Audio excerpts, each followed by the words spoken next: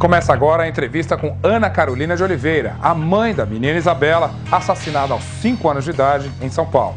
Esta é a primeira entrevista de Ana Carolina para a televisão e ela vai fazer revelações. Namorar com Alexandre Nardoni. Eram namorados e ela engravidou aos 17 anos. Quando Isabela era um bebê de apenas 11 meses, os dois se separaram. Começou uma relação difícil entre Ana Carolina e Alexandre. Na noite de 29 de março passado, Isabela foi esganada e depois jogada do 6º andar do edifício London, em São Paulo, e morreu. Esta semana, os dois suspeitos do crime, Alexandre Nardoni e a mulher dele, Ana Carolina Jatobá, madrasta de Isabela, viraram réus no processo do assassinato e foram parar na cadeia. Ana Carolina de Oliveira decidiu que era a hora de falar. Os meus dias têm sido muito angustiantes.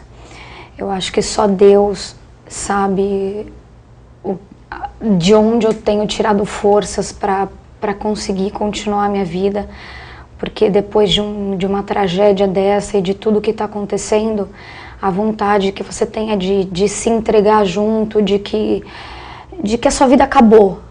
Então, assim, pela minha filha, eu arrumo forças para continuar e conduzir minha vida por ela, porque eu estou aqui para lutar por ela.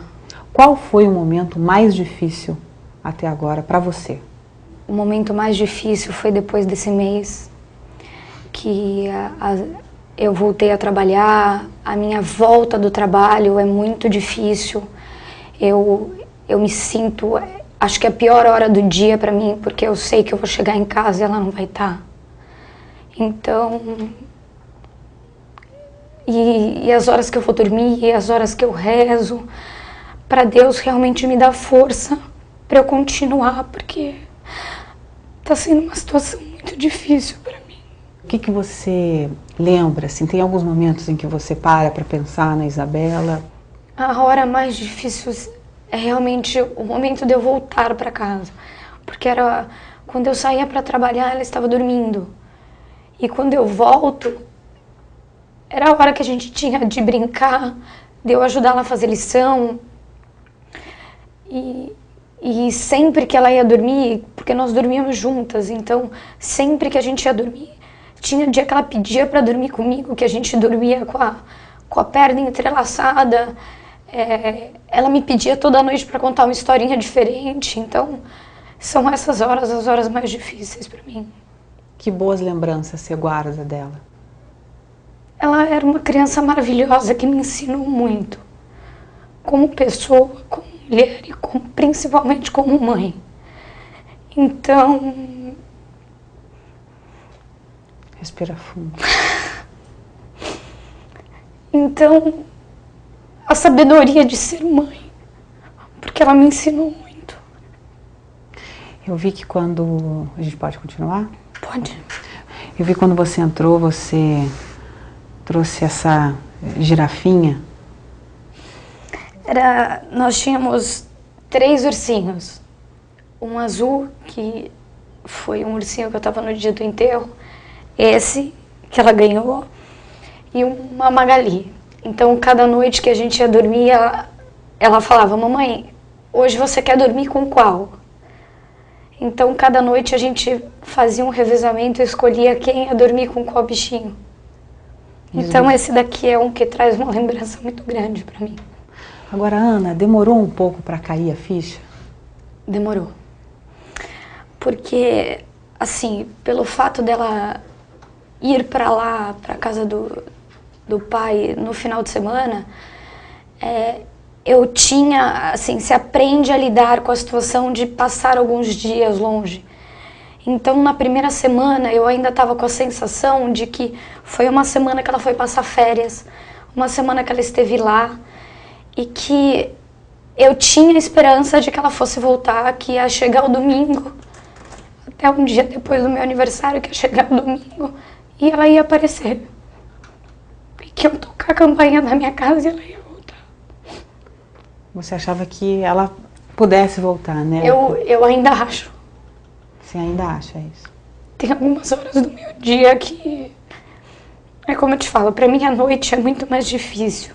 Então chega à noite, eu acho que ela vai voltar. Pelo menos nos últimos anos, eu não lembro de um caso que tenha chocado, que tenha mexido com tantas famílias brasileiras como o caso Isabela. E entre tantas notícias, entre tanta gente falando, o que chamou a atenção foi o seu silêncio. Ter se afastado, ter ficado quieta, foi uma decisão sua, pensada? Não, foi a maneira que eu escolhi de até obter um entendimento do que tinha acontecido, entendeu? Eu também não sabia de toda a situação e de toda a história como a população. Então foi uma maneira que eu escolhi para também não falar sem saber o que eu escolhi para mim, entendeu? Eu escolhi para mim não querer falar e não me expor. Você queria somente esperar as investigações? Exatamente. Você tem sido muito forte desde que tudo isso aconteceu, mas para algumas pessoas isso foi confundido como frieza. Você sentiu isso? Você ouviu comentários das pessoas? Assim, eu escutei muitos comentários desse tipo. Eu não consigo, por exemplo, aqui eu tô super nervosa. Então, assim, eu não consigo chegar aqui ou em qualquer lugar e simplesmente chorar. Chorar, muitas vezes, soa falsidade. Não é porque eu choro ou que qualquer outra pessoa chore que seja sinceridade. Então, assim, eu tenho os meus momentos. Os momentos que são mais difíceis da minha vida, como eu te falei. Quando eu volto do trabalho, é uma hora que eu choro muito. Eu choro muito. Quando eu vou dormir, e o que eu, assim, a maneira que eu encontrei força foi de realmente ser pela minha filha e achar que a justiça precisa ser feita. Então, eu vou ter forças para continuar por ela. Agora, por isso que você aceitou dar essa primeira entrevista pra gente e dessa vez na frente das câmeras? Hoje eu me sinto mais preparada para falar do assunto. Não que eu esteja, assim como eu te falei, eu estou muito nervosa, eu suo muito e eu me sinto nervosa, mas um pouco mais preparada para falar do assunto. Uhum. Agora vamos falar um pouquinho do sábado.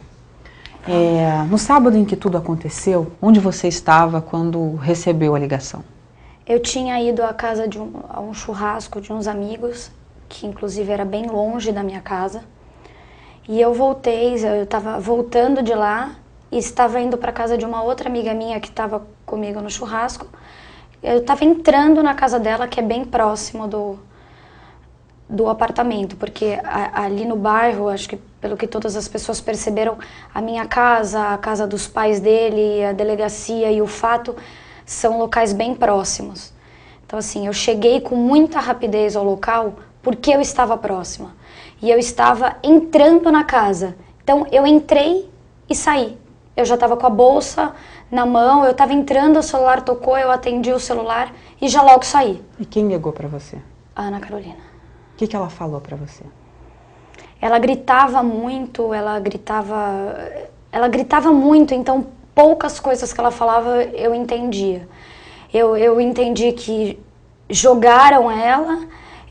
Teve alguma hora que eu assim, pela gritaria e pelo nervosismo que eu fiquei na hora, eu entendi até que ela tinha caído na piscina. E eu gritava para ela, eu falava, faz respiração boca a boca, vê o que vocês podem fazer, vocês já chamaram o resgate.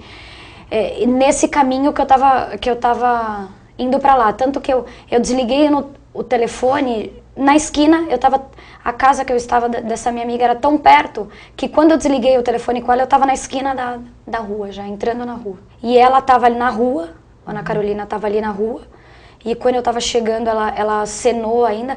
Eu abri a porta do carro e ainda desci do carro com o carro andando, eu estava devagar, mas o carro estava andando. Eu entrei correndo assim pelas escadas e ela estava logo ali no chão. Quando você chegou lá, a Isabela ainda estava viva? Estava. Ela ainda respirava? Ela respirava, o coração dela batia e ela estava assim no chão.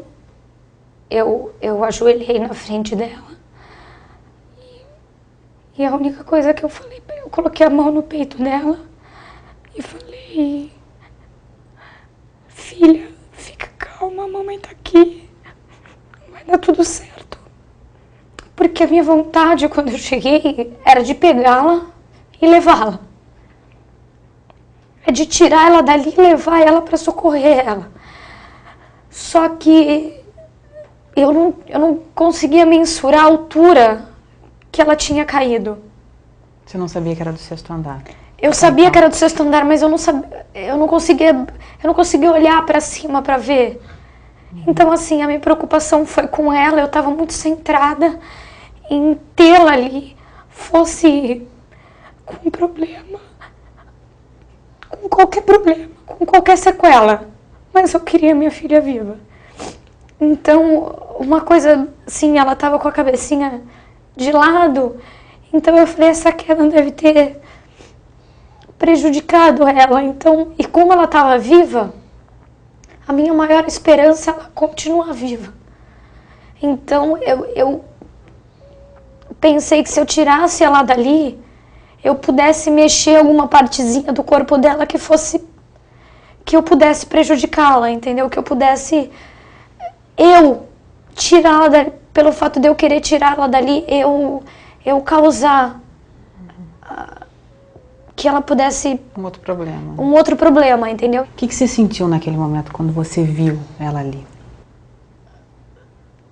Uma dor muito grande de eu não poder ter defendido, de eu não poder estar ali com ela naquele momento. E o pai e a madrasta, o que falaram pra você logo quando você chegou? Eles não me falaram nada, eles nem conversaram comigo.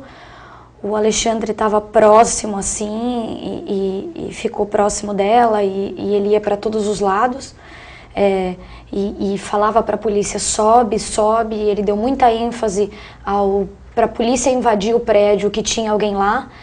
E ela gritava muito, ela gritava. E assim, eu não consegui ter o foco das pessoas que estavam ali. Uhum. Eu só conseguia pensar e olhar para ela, tanto que por 2 vezes assim ela ainda suspirou, que talvez fosse a hora que ela teve uma parada cardiorrespiratória e eu estava ali, focada nela, porque o resto não me interessava, eles não me interessavam. A sua mãe estava com você no hospital também? A minha mãe chegou lá no edifício ainda, eu estava dentro da ambulância. A minha mãe entrou na ambulância porque ela não sabia direito o que tinha acontecido, ela sabia apenas que ela tinha caído do prédio, mas ela também não sabia o que tinha acontecido. Aí nós fomos, a minha mãe teve que sair da ambulância porque não dava para ir lá, mas a minha família toda seguiu pro hospital. Quando você viu ela ali, você já imaginava que ela tinha sido vítima de esganadura? Alguém tinha já falado alguma coisa para você sobre isso? Quando eu a vi no chão, ela estava com a mãozinha roxa, com os lábios roxos e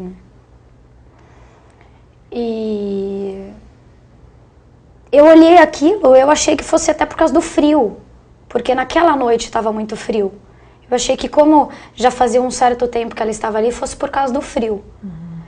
Tanto que a gente chegou no hospital, pouco tempo depois a médica veio nos dar a notícia e nós entramos no quarto.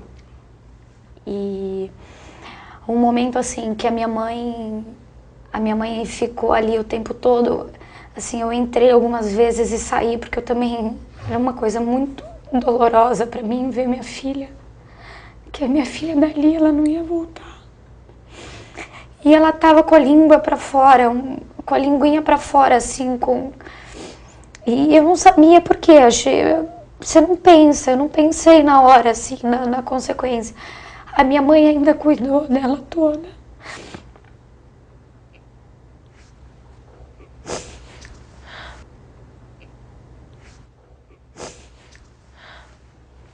A minha mãe cuidou dela o tempo inteiro, beijou. Eu também, quando eu entrei no quarto, eu abracei ela muito forte, eu dei muito beijo nela muito. Falei, filha, a mamãe vai deixar você ir em paz. E a mamãe vai ficar aqui para lutar por você. E no enterro, o que o pai fez? Ele falou com você no enterro? Ele não fala comigo em momento algum. Quando eles chegaram, porque o velório decorreu que o corpo dela não foi liberado em tempo dela ser enterrada no outro dia. Então o velório ocorreu a noite toda. E eu acabei cochilando um pouco porque eu também estava muito cansada, porque o outro dia eu fiquei acordada a madrugada toda. E eu cochilei no sofá lá do velório e eu não os vi chegar. Então quando eu acordei eu fui lá pro caixão e eles já estavam lá, ele também estava cochilando. E ele não olhou para mim, ele não veio falar comigo, não falou nada. Nenhuma palavra? Nenhuma. Nenhum olhar. E a madrasta? Ela me viu chegar, ela levantou, me deu um abraço indiferente, olhou para mim e falou, você nem ligou para ela no sábado. E você? Achei aquilo de uma frieza e eu não perdi o meu tempo respondendo. Aí eu saí e fui ficar perto da minha filha. No sábado eu tentei ligar, deu caixa postal, mas era assim, no domingo logo de manhã a gente se falava, no domingo ela estava de volta. Qual foi a última vez que você conversou com a Isabela? A última vez que eu falei com ela foi na sexta-feira, por volta de umas 6 horas da tarde, quando eu saí do meu trabalho. E ela já tinha ido para casa do pai. E eu liguei para saber como ela estava. Ela atendeu super feliz, ela atendeu com uma voz alegre. E nós conversamos. Eu fiz a pergunta se ela estava feliz. Ela falou que estava muito feliz. E eu falei, então tá bom, filha, a mamãe te ama. E era uma coisa que ela falava pra mim todos os dias. Eu também te amo muito, muito, muito, mamãe. Qual era a sua relação com o pai da Isabela? Muito pequena. Você não conversava muito com ele? Muito não conversava. Nada? Nada. E aí, com quem que você tratava e lidava, então, nos assuntos sobre Isabela? Com o pai dele. Escola, tudo, todas as dúvidas, tudo era com o pai. Você ligava para o pai para falar com ele? Eu procurava não ligar muito. Eu resolvia tudo que eu podia resolver. Escola, médico, todos os tipos de assunto em relação a ela, eu tentava resolver. E quando o assunto era ele ou envolvia alguma coisa com ele, aí eu conversava com o pai dele. E era ele quem fazia esse intermédio, conversava com ele, conversava comigo. Por que isso? Porque foi um acordo entre vocês? Não. Ele pediu para não falar com você? Não, ele nunca quis conversar comigo. E uma maneira que a gente encontrou de se comunicar era através do pai dele. Ele sempre intermediou tudo. Como é que era a relação da Isabela com o Alexandre, com o pai? Ela me falava pouco da relação deles. O que ela me contava muito do final de semana dela é que ela tinha dançado, que ela tinha passeado, e dos irmãos. Os irmãos era uma coisa que ela contava muito. Agora, da relação deles, ela não dava ênfase a esse assunto. Agora, aos irmãos, ela falava sim, e muito. E ela falava para você se ele era um bom pai, se ela gostava dele? Não. Ela nunca chegou a esse tipo de comentário. Eu acho também que ela era muito novinha para chegar a um bom pai ou não ser um bom pai. Isso era tudo que ela falava? Falava mais nada além disso? Eu sempre perguntei, como foi o seu final de semana, o que você fez, aonde você foi. Às vezes ela até falava, ah, mãe, eu não lembro. Aí eu falava, como não lembra? Aconteceu hoje, foi o seu final de semana, você tem que lembrar. E aí ela contava muito dos irmãos, que ela chamava o Pietro de Titi. Ah, o Titi estava nervosinho, o Titi fez isso, o Titi não gostou disso. O pai pagava a pensão alimentícia para a filha? Ele pagava, às vezes tinha alguns atrasos, algumas coisas, era com o pai dele que eu tratava. O Alexandre ou o pai do Alexandre O que pagava? pai do Alexandre. Ah, era tudo com o pai do Alexandre? Tudo com o pai do Alexandre. Você pode dizer pra gente quanto ele pagava de pensão? R$250. No seu depoimento, você conta que o Alexandre teria ficado transtornado algumas vezes e agido com violência. E pelo menos numa dessas vezes, ele teria ameaçado a sua mãe de morte. É isso mesmo? Como é que aconteceu isso? Nós nos separamos, a nossa filha tinha 11 meses. E quando isso aconteceu, nós já estávamos separados há algum tempo. E eu precisava trabalhar e como os meus pais têm comércio, ficava difícil de conciliar. E aí eu coloquei ela na escola e ele não aceitou. E ele foi na minha casa brigar e eu tive que sair do trabalho para ir para a porta da minha casa encontrar com ele. E houve uma grande discussão porque ele achava que essa ideia da escola era da minha mãe. Então ele não aceitava e ele achava que a culpa era da minha mãe. Então ele dava ênfase de que a culpa era dela e que era ela que ele queria falar com ela porque ele ia matá-la, porque a ideia foi dela. Você ficou assustada com tudo isso? Eu enfrentei. Como? Enfrentei ele, não tive medo dele em segundo algum. Quando ele falava, eu vou matá-la, eu vou matar vocês, ele ia resolver a maneira que ele tinha para fazer, mas ali eu estava para enfrentá-lo. E como é que era a sua relação com a Ana Carolina Jatobá? Nós tínhamos pouca relação. Nós nos falávamos pouco em relação à Isabela quando era algum recado que não podia ser por ela. E quando eu ligava, porque eu tinha o número somente do celular dela, quando eu ligava, ela já via que era o meu número, então ela já chamava a Isabela e já passava o telefone. Então já era a minha filha quem atendia o telefone. Entendi. Você acha que ela sentia ciúmes de você? Sim. Por quê? Eu não sei, porque eu nunca dei motivo. Mas por que você achava isso? Ela? O que ela fazia que fazia você achar que ela tinha ciúmes de você? Não era eu quem achava, era ele quem me falou algumas vezes e a família dele também me falava. Então não fui eu quem tirei essa conclusão, foram eles que me contaram. Entendi. Como é que era a relação da Isabela com ela? A Isabela te contava? Ela me contava como uma relação normal, ela nunca... Porque ela era uma criança que contava as coisas, ela chegava em casa contando as coisas. E ela contava, e eu ainda perguntava quem cuidou dela, quem fazia as coisas para ela, e ela me falava que era a tia Carol. Alguma vez a Isabela relatou qualquer história de violência ou agressão por parte da madrasta? Não. Eu pergunto porque numa outra parte do depoimento, você conta que a Isabela chegava com manchas roxas no corpo e beliscões. Como é que ela explicava isso para você? Ela e o Pietro, eles tinham... O Pietro era uma criança que tinha uma idade maior, então ele já tinha um entendimento de algumas coisas. E pelo que ela me explicava, assim, ele tinha muito ciúme de brinquedo, um não podia pegar o brinquedo do outro, e às vezes ele, sei lá, por alguma coisa que acontecia entre eles, ele dava um beliscão.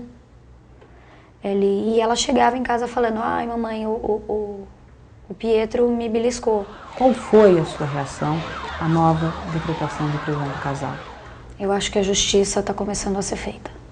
Você acha que a prisão foi justa? Sim. Como é que é conviver com a ideia de que o pai é um dos suspeitos pela morte da própria filha? É difícil. É muito difícil saber que uma pessoa tem a capacidade de chegar nesse nível. Seja no meu caso, ou seja em tantos outros casos, você não consegue imaginar como um pai, como uma pessoa que tem filhos, como uma mãe, ou qualquer pessoa que seja, tem a capacidade de destratar uma criança. Assim como a polícia, você acredita que eles são, sim, os suspeitos disso tudo? Sim. Você, inclusive, diz isso no depoimento que você deu à polícia, que você acredita que Alexandre e Ana Carolina possam estar, de alguma forma, diretamente envolvidos em tudo que aconteceu. É o que diz aqui. É o coração de mãe que diz isso. Também. Você comentou comigo que assistiu à entrevista que o casal deu aqui no Fantástico para o meu colega Valmir Salaro. O que você achou da entrevista? Você acha que ela foi convincente? Nem um pouco. Por quê? Eu não... Assim, eu posso te falar que eu não achei que ela foi convincente, mas eu prefiro não dar detalhes do que aconteceu aquele dia. Tá, você tem todo o direito. Agora, no momento da entrevista, ela diz algumas coisas que se referem a Isabela e que, de uma certa forma, atingem você.